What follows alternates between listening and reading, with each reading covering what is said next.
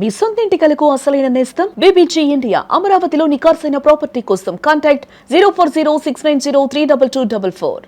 రాజకీయ కక్షలు మనుషుల మధ్య కాదు, మూగ జీవాల ప్రాణాల మీద కూడా వస్తాయని నిరూపించింది ఈ ఘటన. గెలిపిస్తారనుకున్న ఓటర్లు మొహం చాటేశారన్న కోపంతో ఒక ఓటమి పాలైనటువంటి అభ్యర్థి కనికరం లేకుండా నాటుకోళ్లను పోటను పెట్టుకున్నాడు. మహబాద్ జిల్లా బయ్యారం మండలంలో వెలుగు చూసిన ఈ దారుణం స్థానికంగా సంచలనం సృష్టించింది. బయ్యారం మండలం జగన్నాథ్ తండాకు చెందినటువంటి ఒక బీఆర్ఎస్ నాయకుడు ఇటీవల వార్డు మెంబర్ ఎన్నికల్లో పోటీ చేసి ఓటమి పాలయ్యాడు. తన ఓటమికి ఆ తండావాసులే కారణమని, తనకు ఓట్లు వేయలేదని ఆగ్రహంతో ఉన్నాడు. ఈ క్రమంలోనే పగతో రగిలిపోయిన సదరు వ్యక్తి తండాలోని ఇళ్లలో పెంచుకుంటున్న నాటుకోళ్లకు విష ప్రయోగం చేశాడు. ఇళ్ల ముందు తిరుగుతున్న నాటుకోళ్లకు మందు కలిపిన ఆహారం పెట్టాడు. ఈ విషాహారం తిని దాదాపు 25 నాటుకోళ్లు అక్కడికక్కడే విలవిల్లాడుతూ ప్రాణాలు విడిచాయి.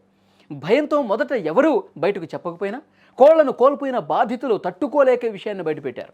రాజకీయాల్లో గెలుపోవటములు సహజం, కానీ మా కోళ్లను చంపటం ఏంటి అంటూ వారందరూ కూడా ఆవేదన వ్యక్తం చేస్తూ ఉన్నారు. బాధితులు బయ్యారం పోలీసులను ఆశ్రయించారు. సదరు వ్యక్తి మీద కంప్లైంట్ కూడా ఇచ్చారు. పోలీసులు ఘటనా స్థలానికి చేరుకుని పరిస్థితిని పరిశీలించారు. కేసు నమోదు చేసి దర్యాప్తు చేస్తూ ఉన్నారు. ఈ ఘటనతో జగన్నాథ్ తండా వాసులు భయాందోళనకు గురవుతున్నారు. ఓట్లు వేయలేదన్న నెపంతో రేపు తమపై కూడా ఏ విధంగా దాడులకు తెగబడతాడో అంటూ వాళ్ళందరూ భయంతో మాట్లాడుతూ ఉన్నారు. తమకు ఆర్థికంగా తీరని నష్టం జరిగిందని, మూగ జీవాలను చంపిన వ్యక్తిపై కఠిన చర్యలు తీసుకోవాలని తండావాసులు డిమాండ్ చేస్తున్నారు. రాజకీయ కక్షల వల్ల ఇలాంటి నీచమైన పనులకు పాల్పడటం ప్రజాస్వామ్యానికి సిగ్గుచేటని స్థానికులు మండిపడుతున్నారు. ఓటమిని హుందాగా స్వీకరించాల్సింది పోయి ఇలాంటి అమానుష చర్యలకు పాల్పడటంపై విమర్శలు వ్యక్తమవుతున్నాయి.